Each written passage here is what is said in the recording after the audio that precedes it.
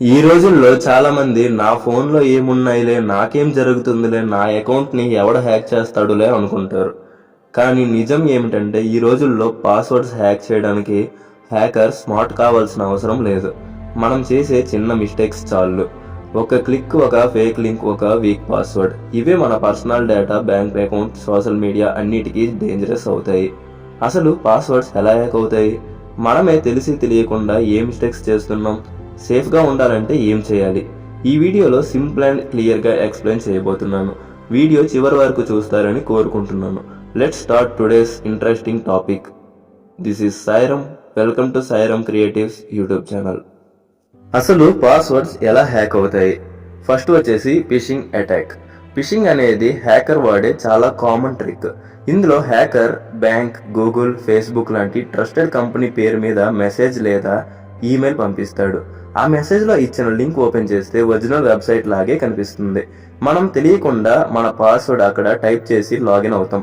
అది డైరెక్ట్గా హ్యాకర్కి వెళ్తుంది. Second, week passwords. చాలా మంది ఈజీగా ఉండడానికి, ఈజీగా లాగిన్ అవ్వడానికి సింపుల్ పాస్వర్డ్స్ యూస్ చేస్తారు.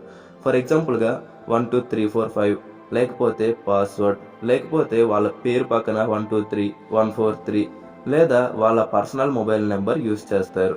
ఇలాంటి పాస్వర్డ్స్ కంప్యూటర్ ప్రోగ్రామ్స్ సెకండ్లోనే గెస్ చేస్తాయి. పాస్వర్డ్స్ వీక్గా ఉంటే హ్యాక్ అవ్వడానికి చాలా ఈజీగా ఉంటుంది. Third, brute force attack. ఇది పాస్వర్డ్ గెస్ చేసే సాఫ్ట్వేర్. ఈ మెథడ్లో హ్యాకర్ సాఫ్ట్వేర్ ఉపయోగించి వేలాది పాస్వర్డ్స్ ఆటోమేటికల్లీ ట్రై చేస్తాడు.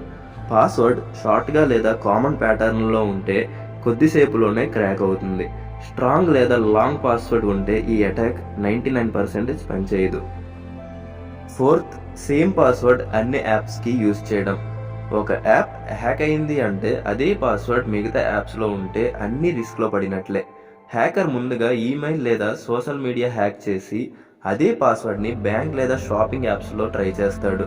ఇలా ట్రై చేసి మిగతా అన్ని యాప్స్ పాస్వర్డ్ని ఈజీగా హ్యాక్ చేస్తాడు. Fifth, keylogger and spy apps. Fake apps లేదా క్రాకెడ్ సాఫ్ట్వేర్స్ ఇన్స్టాల్ చేసినప్పుడు కీలాగర్ వైరస్ డివైస్లోకి వస్తుంది. మనం టైప్ చేసే ప్రతి లెటర్, ప్రతి నెంబర్ రికార్డ్ అవుతుంది. దీని ద్వారా పాస్వర్డ్స్, ఓటీపీస్ కూడా హ్యాకర్కి ఈజీగా చేరుతాయి. సిక్స్త్ వన్ వచ్చేసి పబ్లిక్ వైఫై యూజ్ చేయడం. ఫ్రీ వైఫై నెట్వర్క్స్ సెక్యూర్గా ఉండవు. హ్యాకర్ అదే నెట్వర్క్లో ఉంటే మన లాగిన్ డీటెయిల్స్ ఈజీగా క్రాక్ చేయగలడు. Especially bank apps, email login లాంటివి పబ్లిక్ వైఫైలో యూజ్ చేయడం చాలా డేంజరస్. అయితే మనం తెలియకుండా ఏ మిస్టేక్స్ చేస్తున్నాం? మనలో చాలా మంది తెలియకుండా ఈ చిన్న మిస్టేక్స్ చేస్తూ ఉంటాం. అన్నోన్ లింక్స్ ఓపెన్ చేసి పాస్వర్డ్స్ ఎంటర్ చేస్తాం. Short and simple passwords use చేస్తాం. సేమ్ పాస్వర్డ్ అన్ని యాప్స్కి యూజ్ చేస్తాం. పబ్లిక్ వైఫైలో బ్యాంకింగ్ లేదా ఈమెయిల్ లాగిన్ చేస్తాం. Fake and cracked apps install చేస్తాం. 2-స్టెప్ వెరిఫికేషన్ ఆఫ్లో ఉంచేస్తాం. ఈ చిన్న మిస్టేక్స్ వల్ల హ్యాకర్కి ఈజీ ఎంట్రీ దొరుకుతుంది. ఇదంతా ఓకే, మరి సేఫ్గా ఉండాలంటే ఏం చేయాలి? కొన్ని బేసిక్ రూల్స్ ఫాలో అయితే 90% హ్యాకింగ్ అవాయిడ్ చేయొచ్చు. మినిమం 8 to 12 క్యారెక్టర్స్ పాస్వర్డ్ ఉండాలి. ఇది చాలా స్ట్రాంగ్గా ఉంటుంది. హ్యాక్ చేయడానికి అంత ఈజీగా ఉండదు. Capital letters, small letters, numbers, సింబల్స్లో పాస్వర్డ్ పెట్టుకోవాలి. ఫర్ ఎగ్జాంపుల్గా నా నేమ్ సాయిరామ్ అయితే అందులో క్యాపిటల్ లెటర్స్ ఎస్ఆర్ పెట్టుకున్నాను, స్మాల్ లెటర్స్ ఏఏఎం పెట్టుకున్నాను, నెంబర్స్ 1912 పెట్టుకున్నాను, సింబల్స్ ఎక్స్క్లమేషన్ మార్క్ అండ్ @ పెట్టుకున్నాను. అయితే ఈ పాస్వర్డ్ చూడండి, SA ఎక్స్క్లమేషన్ మార్క్ RAM @1912. ఇలా మీరు కూడా పాస్వర్డ్ని స్ట్రాంగ్గా పెట్టుకుంటే హ్యాకర్స్ మీ పాస్వర్డ్ని క్రాక్ చేయడం అంత ఈజీ కాదు. ఇంకా ప్రతి యాప్కి డిఫరెంట్ పాస్వర్డ్ పెట్టుకోవాలి.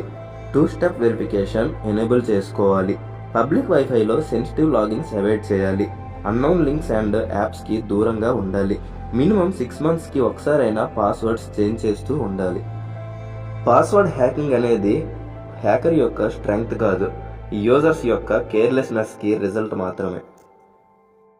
ఈ వీడియో ద్వారా పాస్వర్డ్ హ్యాకింగ్ అండ్ ప్రొటెక్షన్ కోసం మీకు ఎంతో కొంత ఇన్ఫర్మేషన్ ఇచ్చానని, ఆ ఇన్ఫర్మేషన్ మీకు యూజ్ అవుతుందని అనుకుంటున్నాను.